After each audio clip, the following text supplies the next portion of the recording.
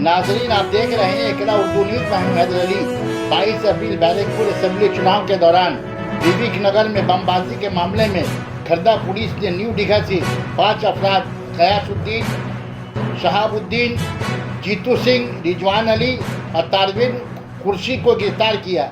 आज बैरकपुर कोर्ट में पेश की गई, जहां हाकिम ने 14 दिन के लिए पुलिस हिरासत में रखने का हुक्म जारी किया।